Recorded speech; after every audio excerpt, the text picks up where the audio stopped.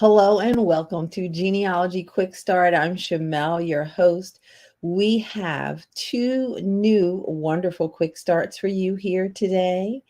And hopefully, there will be quick starts that'll be very helpful in your research. And those quick starts are not in front of me. So that's interesting. But I kind of remember what they are. The first quick start is called Conferring on Conferences. And this is really hits a sweet spot for me because I used to attend institutes. How many of you attend conferences and institutes and online events? There's just so much that you can take advantage of to help with your genealogy education. How do you use that to your best advantage? Because, as you know, genealogy is costly with time as well as financially. So you want to really hone in on productivity. And Jim and Michael have come up with this unique, one of a kind quick start to help you. The other quick start comes from our special guest. Oh, this woman is amazing. When I grow up, I want to be like our special guest. Her name is Theodora, known as Teddi Ashby. And to say that this woman is very active is, that's just not the appropriate word. There needs to be another word for her. And to say that she is a whirlwind is not, she's a whirlwind at her age. She's a whirlwind at any age. She makes me tired. This is the Teddi Ashby. If you know her, she is just an amazing person and an amazing genealogist. And she has just really cool family history. And so one of the tales is at Colonial Williamsburg. So she didn't want to do that. Okay. So you can go there and you can check out one of her lineages. The other she's going to talk about today in From Family Bible to Global Genealogy Records. She's going to take us from Barbados to England, to Ireland, to America, to Australia. Okay. Yes. All in 30 minutes. This is the kind of thing that Teddi Ashby does. And so, but before we can get to Teddi, let me bring on my favorite quick starters of all time. First up, James M. Beidler, editor and columnist. How are you, Jim? I am well.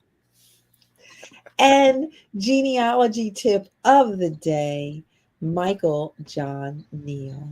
Hello, Michael. Hello. So Teddi, our special guest today, who also used to be president of the African American Genealogy Group in Philadelphia, she had the blessing of a family Bible, and that kind of like helped her with her research. Did you guys have any family Bibles that showed up in your family research? Any tips on family Bibles or any like cool stories on family Bibles, your own or others that you'd like to share? Well, one that I've probably referenced in other quick starts or two was the family Bible of a pair of my great grandparents my great great grandparents. And it was in my attic in my grandmother's trunk, and I went to the attic when I was starting up, and my mom said, "Oh, there's nothing up there that's going to be of interest to you." Oh yeah, family Bible proved an additional generation. So yeah, that was pretty cool. Oh my goodness, that's pretty freaking cool. Michael, how about you? Any family Bibles? Out of all the stuff I have, I don't have any old family Bibles. I have my mother's confirmation Bible, a couple of confirmation Bibles from a few great aunts and great uncles, and that's it. I am in shock. I know. I've got a lot of stuff. There's one reference to the pension file on my double great grandfather. I'd love to know what happened to that one, but I don't. But no, I don't. I personally don't. Like Jim, I don't have anything, like A lot of other people do. For whatever reason, I those didn't get passed down. Michael, you Oh, have an abundance of everything else. So it is. I'm the kind of including chutzpah. Yeah. yeah. Yeah. So we all can't have everything. You can't have everything, but you kind of can in genealogy when it comes to the types of opportunities that are out there for education and to go deeper into your research. And so this title that you came up with today. Oh, before we do that, people know what's up. I'm sorry. How dare I not say hello to you? I was going to cue you. I was going to cue you. Thank you. Thank you. But I was kind of flowing and I couldn't stop myself. But hello, Marion. How are you? Definitely, if you're out there, let us know where you are because we might do a trip out there one day. Hello, Marion. Hello, Kathy. Hello, Judy from Chicagoland and Effingham County Genealogical and Historical Society. How do you guys balance the genealogy and the history? Are there fights between the historical people and the genealogy people? Hello, Valerie, and hopefully you're available soon. Hello, Janine. Hello, Jean and Janine. Hello, Wanda Looney from Birmingham, formerly Cherry Hill Family History Center. Jean makes sure that we know that she is the original genealogy junkie, AAGG. Oggs Family Quest, Oggs Greater Virginia is that, and South Carolina Historical Society. Hello, Anita Payne from Oakland, Tennessee. I did not know there was Oakland there. And Fayette County Family History Group. Very nice. Hey, Dean from AAGG and Oggs Family Quest in Philly. You know, you don't just, genealogy groups are like potato chips. You can't just be in one. Kathy said there's a Bible in the family, but we couldn't find who has it. Ah! Gene Dean says he has one of those old thick family Bibles on his mother's side with the birth pages from the Bible of my father. The pages from the father. Dean, you are a lucky duck, dude. Hello, Marion from Massachusetts. Hello, former, not former, special guest alum, Rosalind Green from Wilmington, Delaware Oggs. Hi, Susan Keener from Reading, PA, Berks County, one of those Jimbo areas. Hello, Jenny. You don't have any family Bibles either. So yes, you are, you're not in the minority. A lot of people, that's lucky to have those in Lincoln, Nebraska. So all of you who have family Bibles, cherish them. And one of her cousins, Jean says, has a family Bible in another state, but has yet to convince her to scan it. Oh my goodness. Drive there and show her just how much you really want it. All right. Thank you so much. Let's get started with our amazing new quick start, conferring about conferences. So, Jim and Michael, what is this quick start about? Well, I guess it got on my radar screen with all the different opportunities that started coming up during the pandemic. Plenty of crazy. Plenty of webinars. I know. I had some of my genealogy pals were like, "There's just too much. I can't watch it all." I'm like, "I don't need to watch it all. You need to start being a little bit discriminating." Not a kid in a candy store. That's what we were. Be discriminate as far as what is going to help you the most. So.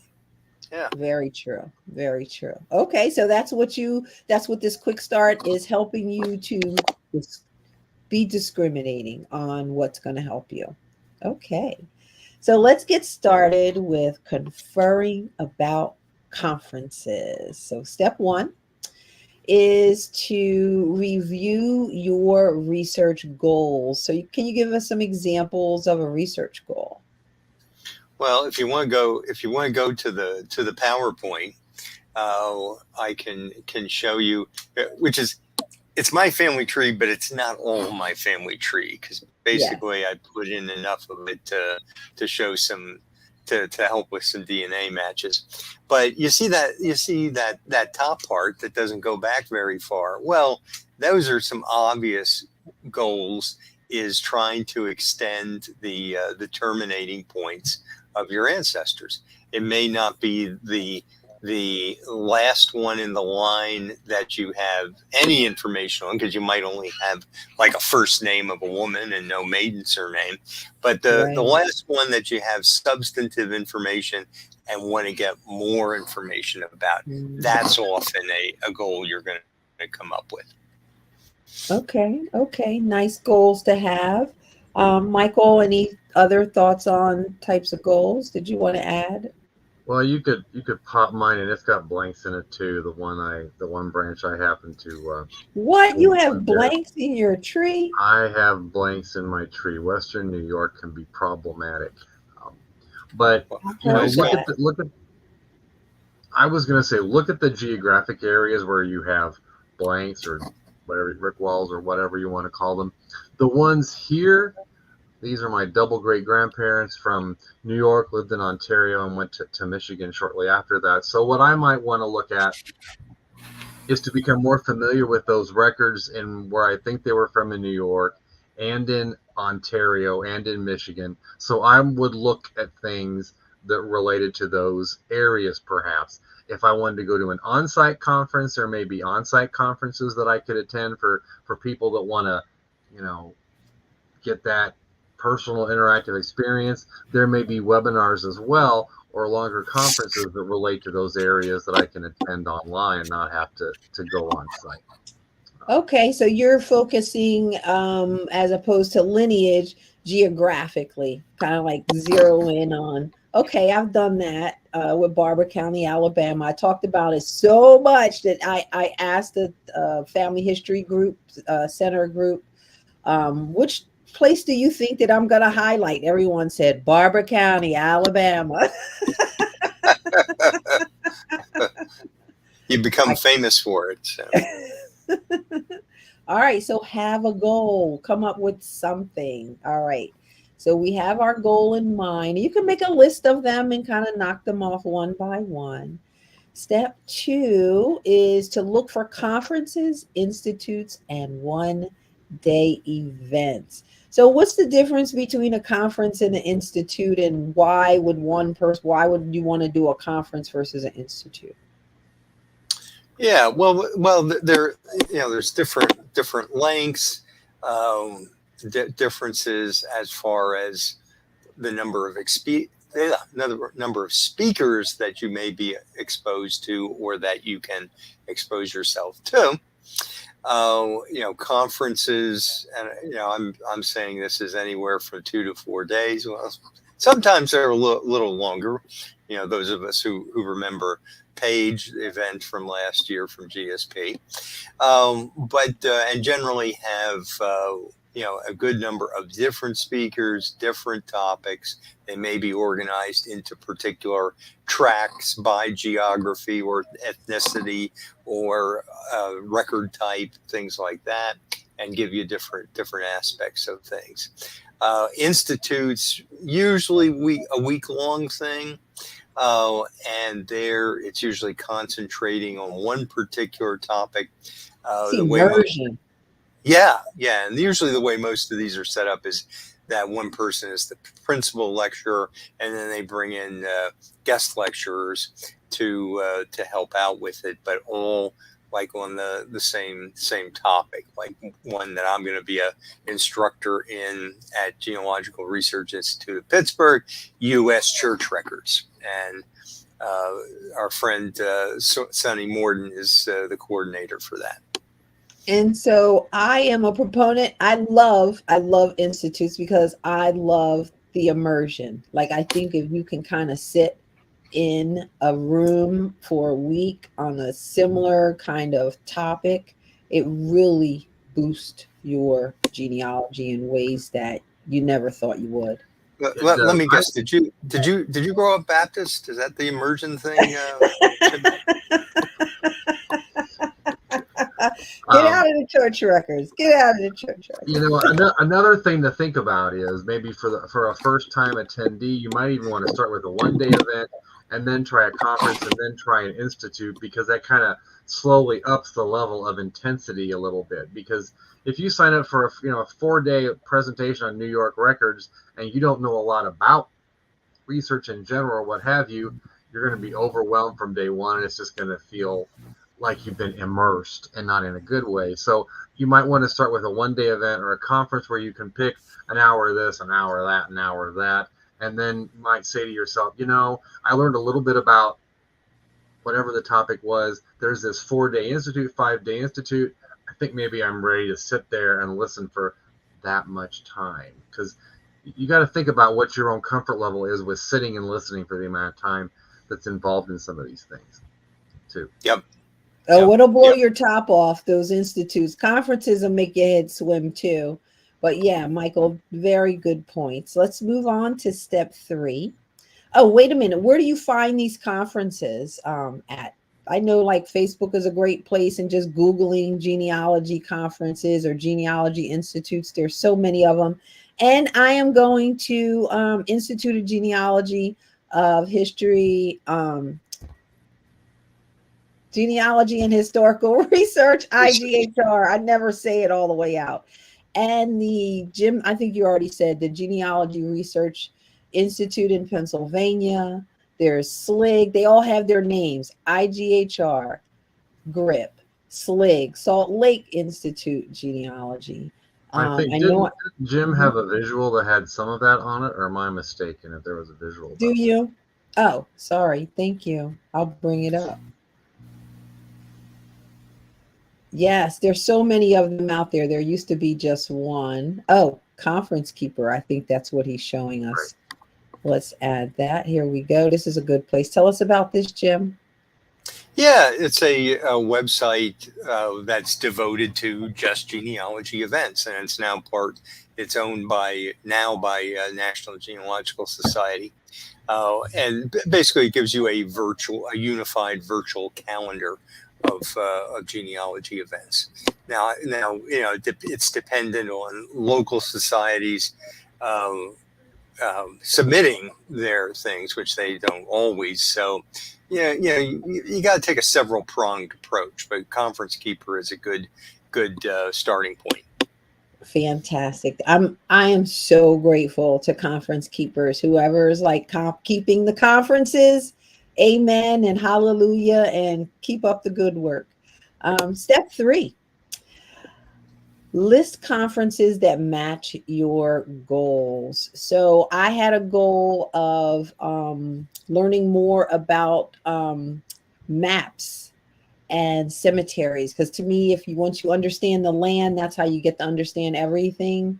And they had a map class I took with Rick Sayer. It was a whole week, and that basically changed my life. Like, that was a time where my goal and the class really matched. I didn't mean to jump into your quick start. It's okay. It's okay. I've heard Rick has had that effect on people. So. Any other thoughts on the conferences and listing your conferences and your goals that match? Yeah, well, you're gonna look around for ones often in the geographic area if it's a conference, and then also hopefully become a member, or at least get on the mailing list of some local societies, who may have, monthly webinars, one-shot webinars that you can go into. For instance, Genealogical Society of Pennsylvania has a third Thursday free webinars, free to all. Yeah, with a great variety of top-notch speakers. And AAGG is free. They have a free program every single month. Same thing. Yeah. Top-notch speakers. So yes. All right. So we are listing out the conferences that match our goals. Step 4 is to commit and consume the offering. So don't spend the whole time at the bar with the big giant cup consuming that. You want to get out there and get to those classes, right, Jim?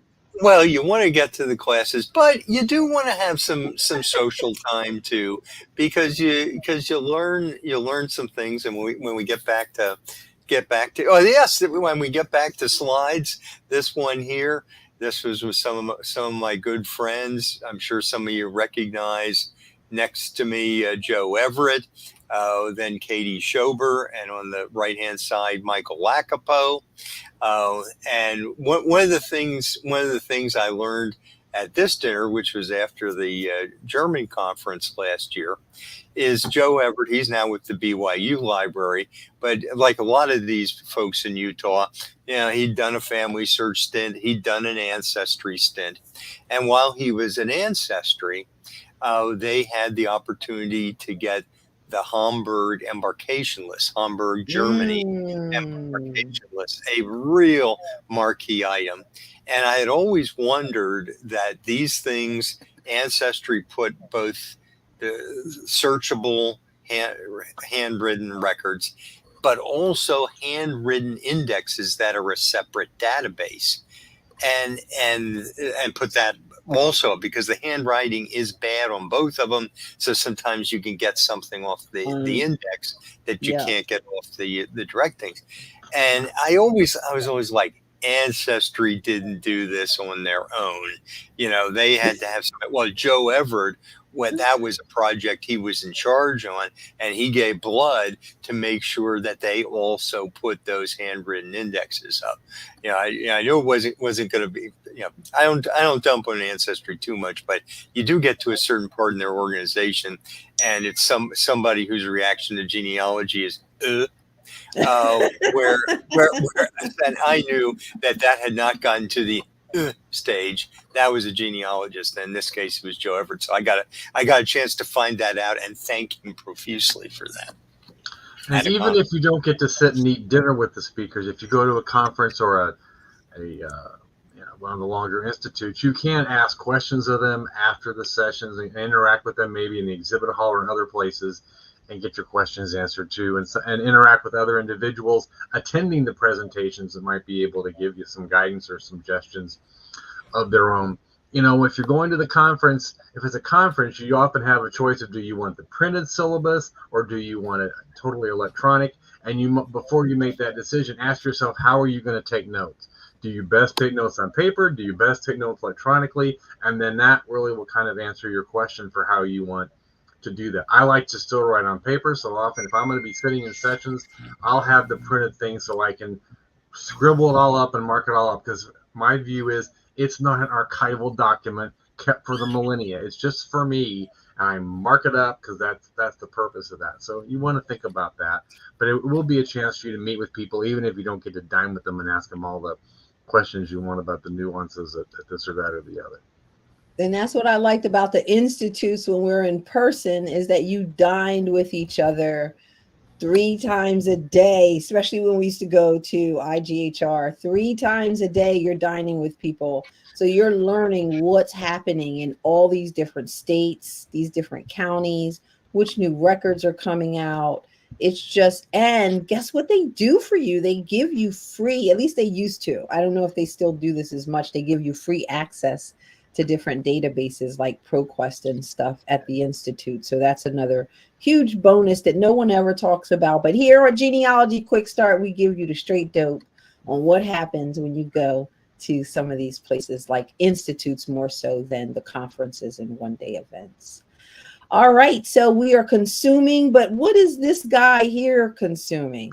Well, this guy was with me when I gave my lectures at a recent conference, and this was. Oh, you have a buddy when you give your presentations? I took him the last time I went to give things because I took pictures of him for the grandchildren, and he was. Oh, that's right, at Kalahari. So he was a prop before I gave every speech, but this was up here as a joke, but it also kind of reminded me that sometimes it might be good, if you're going to one of these things, to attend a session, not a whole week long of something, but an hour session or what have you, on something you think might not help you, because you never know where there might be something in there that jogs your mind about something unrelated. I'm not sure how Curious George needs to hear about farming ancestors. So you just never know what might be helpful to you in the middle of something. It might make something click and give you a different perspective. So if there's a time slot where you think nothing applies to you, maybe just pick something at random and go listen, and you may, pick up something from a methodology standpoint that you hadn't thought about before.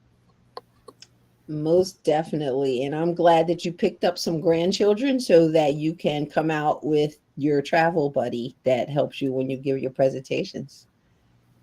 Now I know how you became a featured speaker. I need a travel buddy. Okay, this is my travel buddy. There you go. I have a travel buddy now. She's going to travel with me and sit next to my computer. All right, so we are consuming. And so step 5 would be to schedule an annual review of goals. Okay, what is this all about? Well, that's how you plan your next time frame of conferences, webinars, institutes, and all that. What do you have coming up?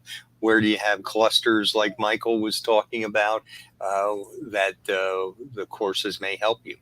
Yeah. Anyone out there, you have any goals that you've set for yourself, or a goal, that you completed, or that you that you're getting ready to start on, and you want to put it out there into the universe that you're going to do it? Put it in the chat for us. Like I said, one of the goals that I used to have every year once I went to the Institute was to take something from class and turn it into a mini project, even if it was something small like indexing or creating a blog post, or mapping like 100 Civil War soldiers and sailors, just do something, right? Keep your hands in what you've learned. That way it's a better shot at retaining it. Yeah, that's wonderful. It's wonderful. All right. Any final thoughts on conferring on conferences?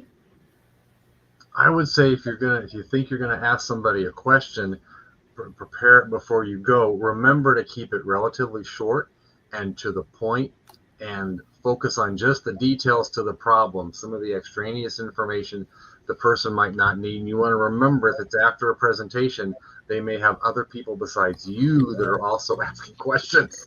So you want to stay focused and to the point. And the backstory of how long it took you to find out what you have isn't material when you're asking the question. You want to be concerned about everybody else's time too when you're asking those questions. So think about them beforehand, so you've made them as concise as possible, but not leaving out important details. So Michael, you're stepping into etiquette, and we need to do a whole quick start on etiquette, because genealogists get a reputation on our oversharing.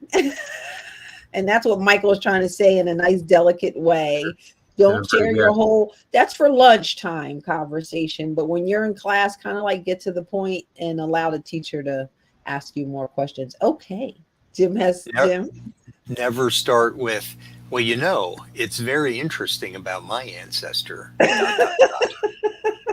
Or when you hear that, you get up and you go to the bathroom. That's what I do. All right. That's what that's all about. Okay. All right, let's check out the steps. Thank you guys for this great quick start conferring about conferences. This is really, genealogy education is huge. So step 1, what are your research goals? Review them. Step 2, look at conferences, institutes, and one-day events that are available. Conference Keepers is a great place to go. Step 3, list the conferences that actually match your goals. Step 4, commit and consume the offerings. And you can consume some other things and have some fun while you're there. Step 5, schedule an annual review of your goals. Stay on track. Jim and Michael, thank you so much for that quick start. Thank you. All right, it's time for our next quick start. Give me 1 second.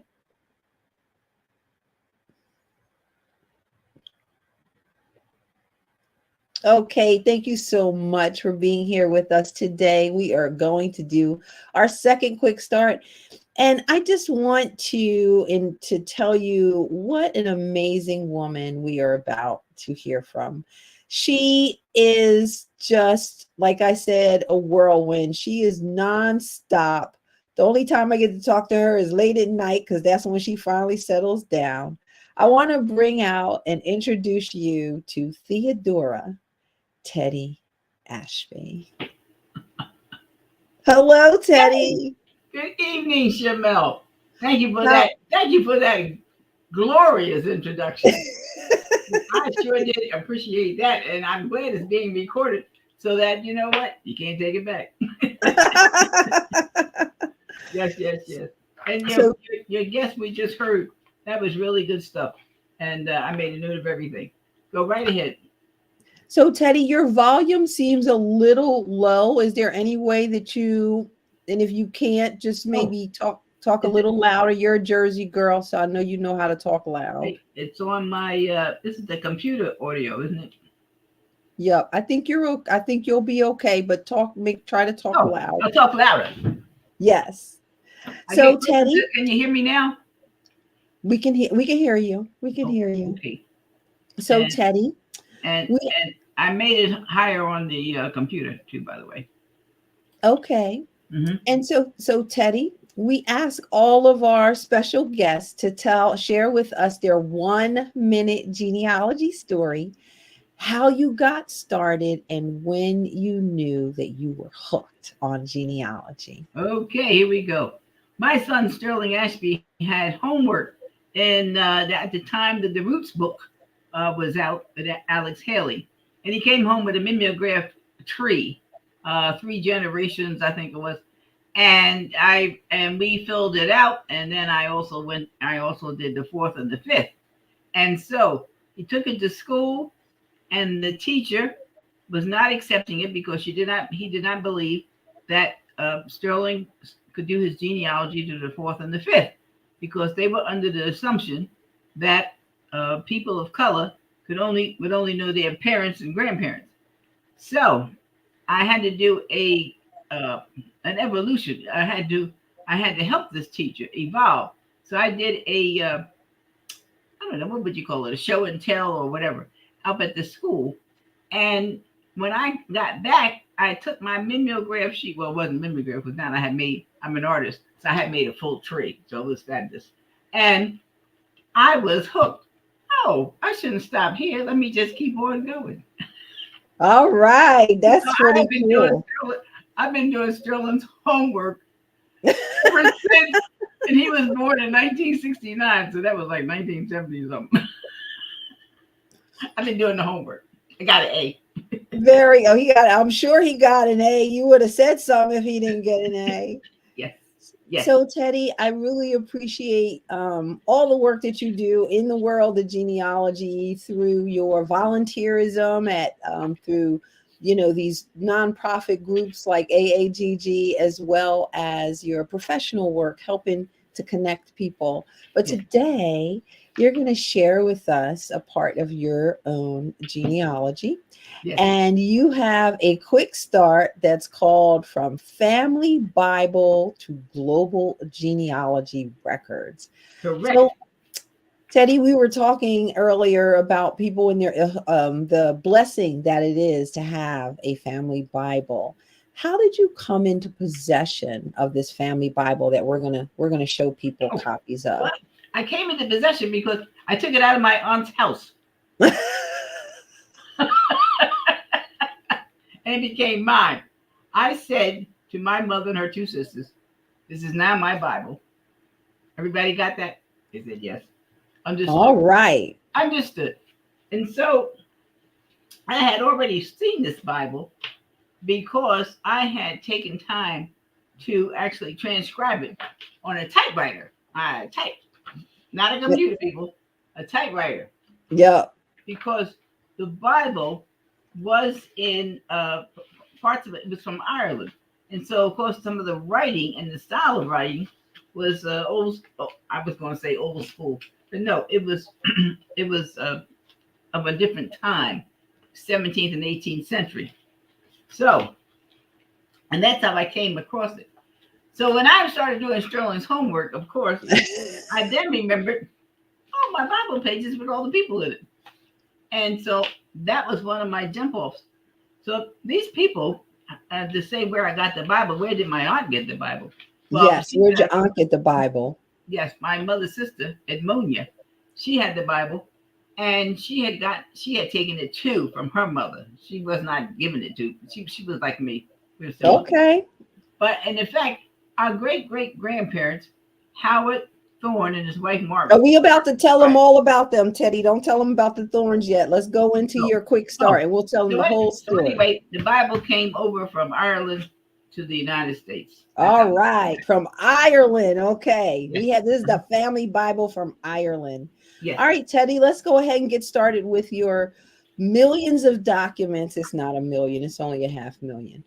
From family Bible to global genealogy record. So for step one, you suggest, collect and transcribe home sources. Jim Byler always talks about home sources, and you went and you claimed your home source. So yes. And you said that you transcribed it. I was going to ask you, how did you transcribe that? So you that was back in the day. So you just typed that. Today you would just do it in Microsoft Word or something, right? Yes, but I also had to have. I had a person. I think I told you, of an Irish person who worked for Xerox, who came on my job. I worked at ARA Services, and I brought the Bible. We met, and he was able to read me the words that I was not able to figure out. So that I could actually transcribe. Right? Okay. So I could be and also when the internet came about, I also emailed the Church of Ireland. Okay. And they were able to tell me where this location, not just Dublin, it's a parish and so forth, and the name of the church. And and so forth. So he also let me know who the minister was, in fact, the minister, and who the people. Okay. So what it sounds like you did is you not only just took the Bible, transcribed it, you did the research on the church and the places where they were doing this. Okay, so that's step one. The Bible is a direct source, because the person who was writing in this Bible was writing it at the time these things were happening. Okay. So it's not a secondary source; it is a direct source. Okay, and we're going to look at the pages so that you can show us what that all means with this family Bible. So let us move on to we're going to go through the steps, I think, and then we will go and look at all the records. All right. All right. Mm-hmm. So step 2 would then be to document family stories. So I know that you probably had a lot of different stories that came about. How did you document them at that time, and how would you document them today? Well, at that time, I was handwriting them, and I had a composition book. Notice it says genealogy right here on the front. Yeah. And it says started March 26, 2023. Okay. As you can imagine, I got a whole bunch of these where it started and ended. So when we would get together, my grandmother had died in 1957, but my family was always talking about the people that were before us, as though they were almost alive, really. And so when I got hooked on the homework, I started writing all the stories that I could think of, even if they were just a partial, just a hint, just a name, anything. And so I put them in the book. And then I went out. I shouldn't say I went out. And then when I had the opportunity to be in places where these family members were, that I knew maybe could add some more to it, then I would ask them. You would add more. What happened was all these family members got to realize, oh, you know what? Teddy's really interested in the family. See all these photographs and these letters and so forth. Would you like to have them? Okay, so you got more. I even had a family member fill up his suitcase. He said, he filled up his suitcase before he died with photographs photographs, large and small, other documents, real estate documents, whatever. And he put the whole suitcase to me. Oh, that's great, Teddy. So when the homework, I became the like a point person for the genealogy. I get it. All right. So you documented the family stories by writing them down. Let's move on to step 3. You created a timeline. I'm going to actually show that. We'll show the timeline. So basically you just did it in Microsoft Word. I'll show that in 1 second. You did that in Microsoft Word, and I'm going to show that. I didn't have time to do an Excel spreadsheet. No. Now, yes. Okay, exactly. So I'm going to show everyone what that looked like. Step 4 is to research general genealogy records. Let me go ahead and show you the timeline and the general genealogy records now. Yes, I think I'm showing it to you.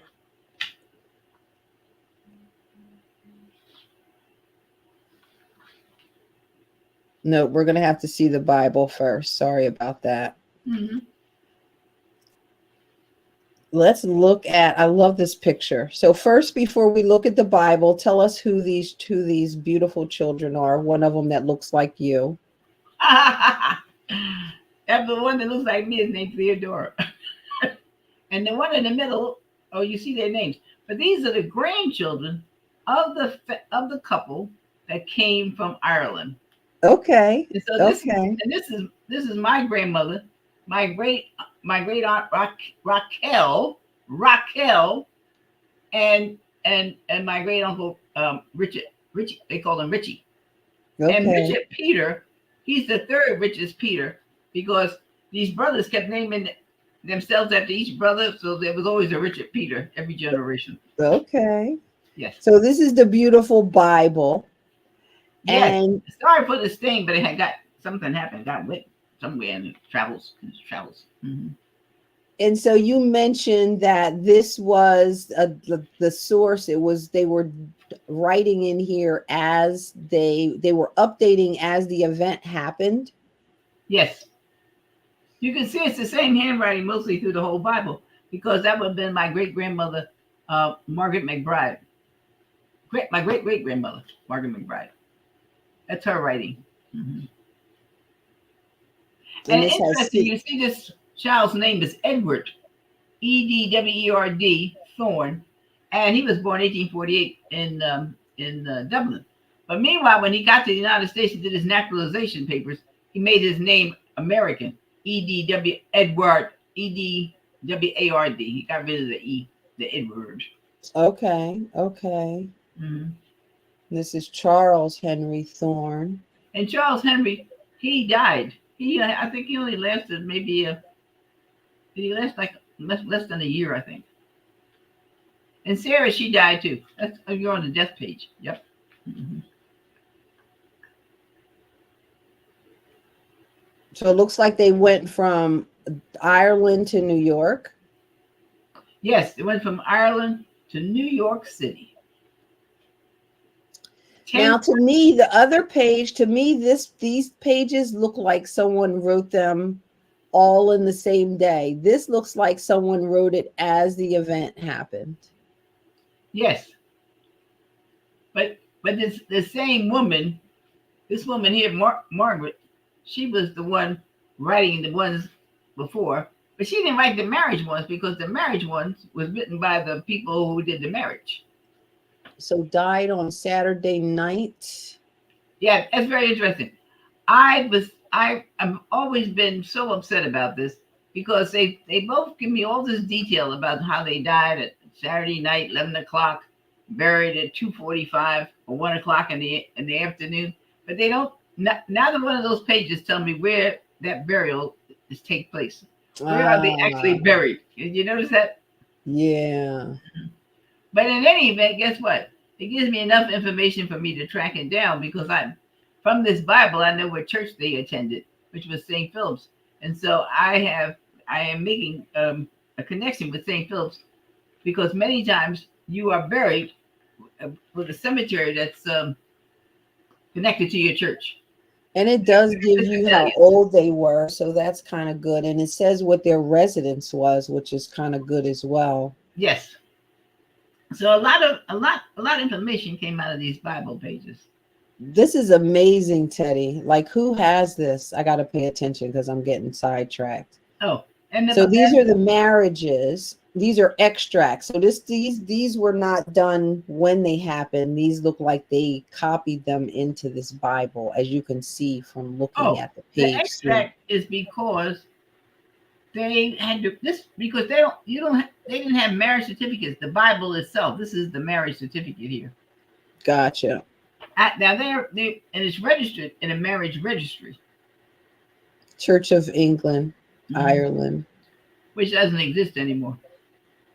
More extracts. Okay, someone pulled these out. It's beautiful handwriting. Isn't it lovely? Yes. But let's get ready to say. It has a baptism on here.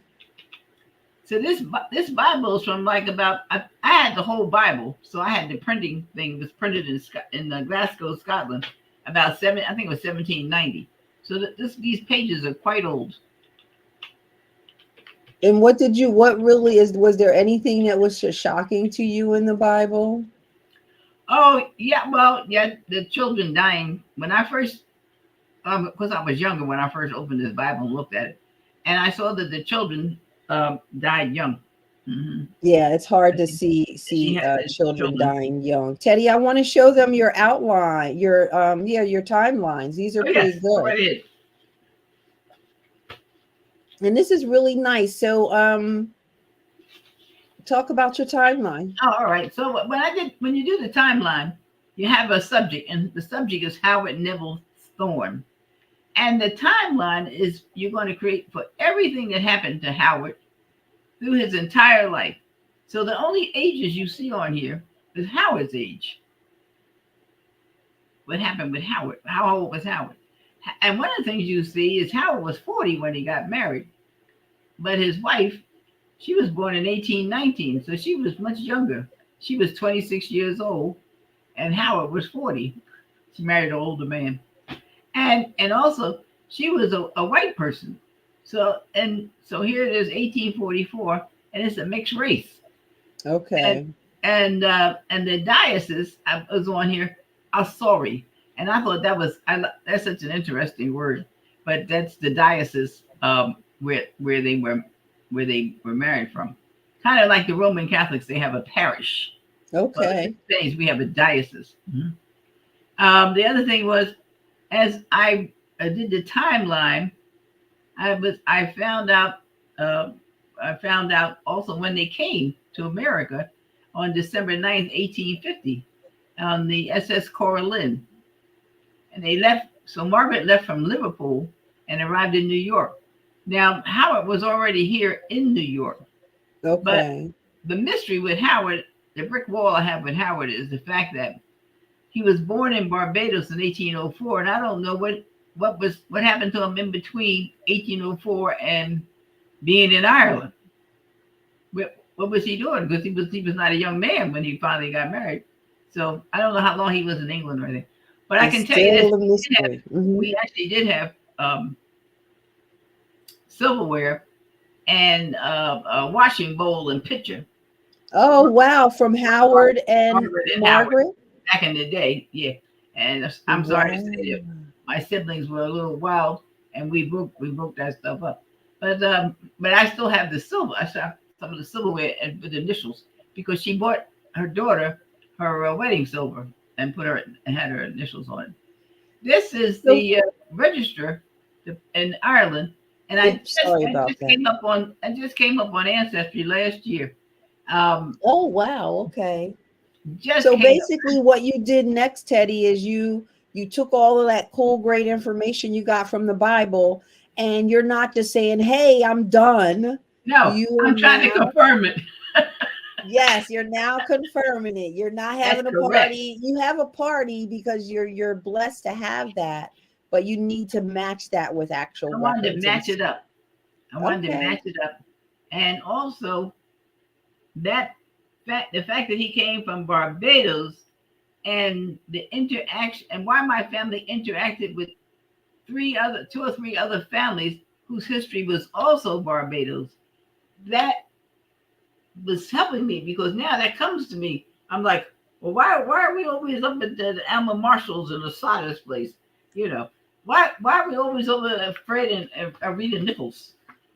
So you found their cluster in Barbados. So the fact is, a lot of immigrants, when their families are close in America or wherever they land, that's because their families were generational before that, close wherever they came from.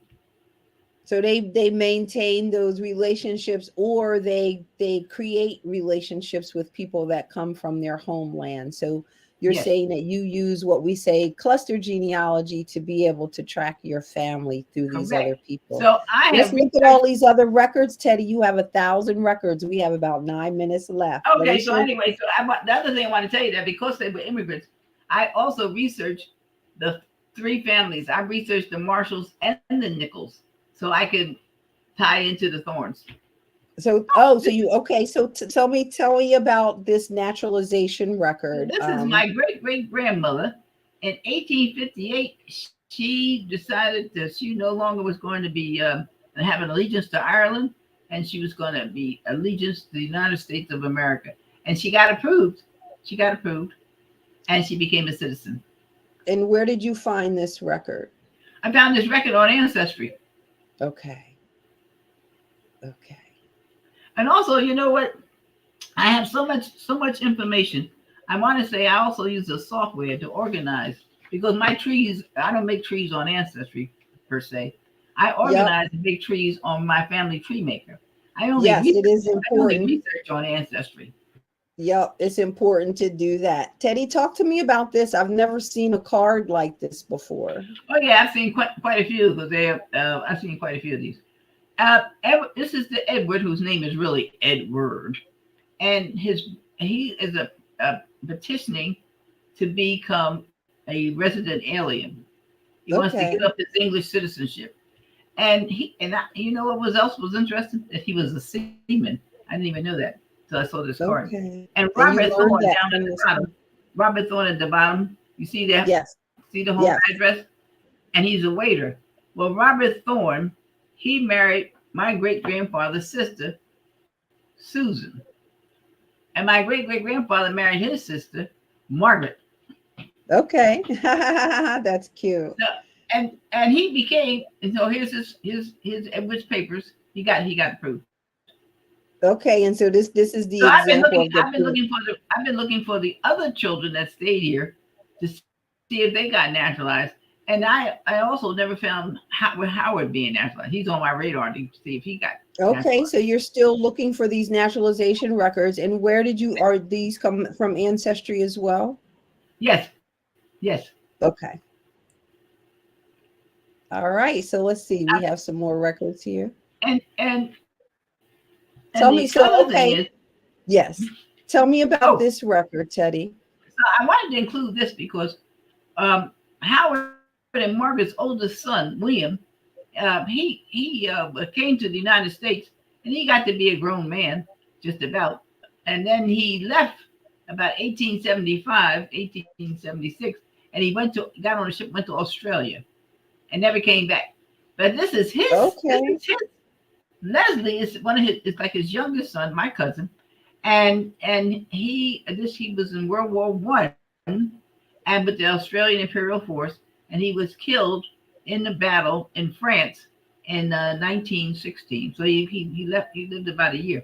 So you see his mother down here, Elizabeth Thorne. If you can see on the screen, his mother's Elizabeth Thorne. And she's married to, her maiden name is Marshall. And she's married to William. And so William and Elizabeth had 5 children. And their grandchildren, great-grandchildren, we are all in contact. And they're my cousins. But they're all in Australia.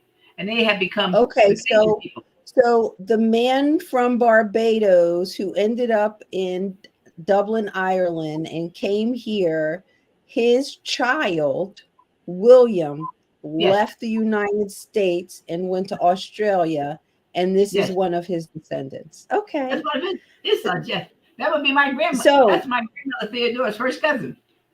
Did you meet the people first, or did you get the documents first? No. We just do emails. We just do emails. Okay. Okay. So Back did and you forth. connect? Matter of fact, they sent me pictures of themselves. They've been So sending Teddy, pictures. I sent pictures. Mhm. so Teddy, how did you connect with them?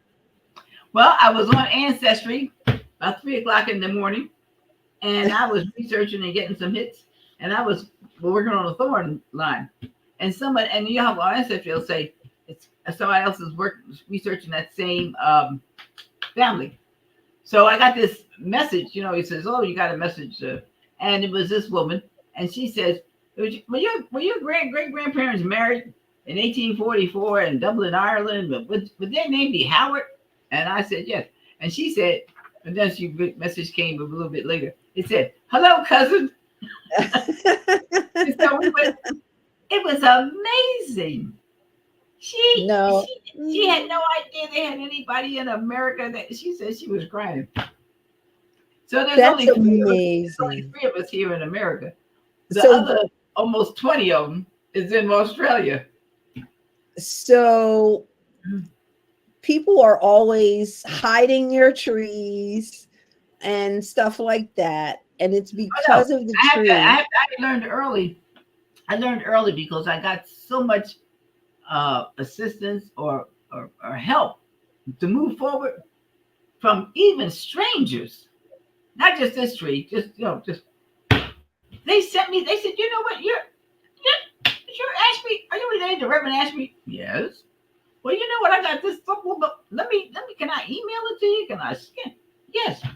Or I had a woman one time on LinkedIn. She said, "Teddy, you're Teddi Ashby." She said, "Can you call me?" And I called her up, and she said, "You know what? I have a woman I went to school with named Ashby in Williamsburg, Virginia, and she could be related to you." So she gave me her name. I didn't even know who the heck she was. And you know what? To this day, she is my cousin. But I wouldn't know this woman on LinkedIn that wasn't even Ancestor. That was LinkedIn. So the point that I'm making, Teddy, is that these trees there's a guy, his name was Cousin Russ in Genealogy, and he calls these trees that we put on Ancestry cousin bait. And you are a prime example of the fact that your tree was cousin bait, because you wouldn't have known about this Australian cousin if it wasn't for that tree on Ancestry. So if she had can you imagine if the tree had been private? You would have never connected. I was wondering, where did William go? Yeah. He went to Australia, but did he die? No.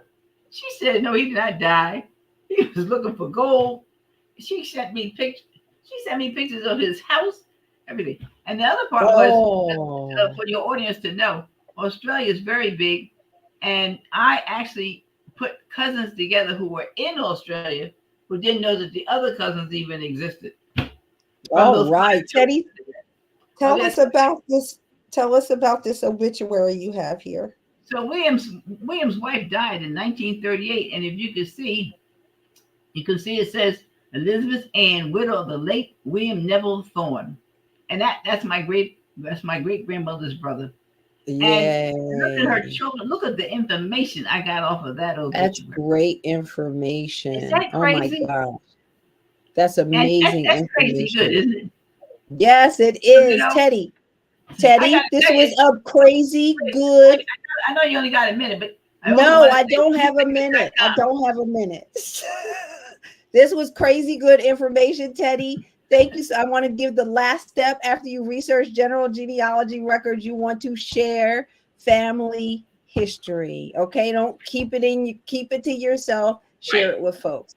So let me just read the steps for Teddy's incredible quick start from Family Bible to Global Genealogy Records. Step 1, collect and transcribe home sources. Step 2, document family stories. Step 3, create a timeline. Step 4, research general genealogy records. And step 5, share family history.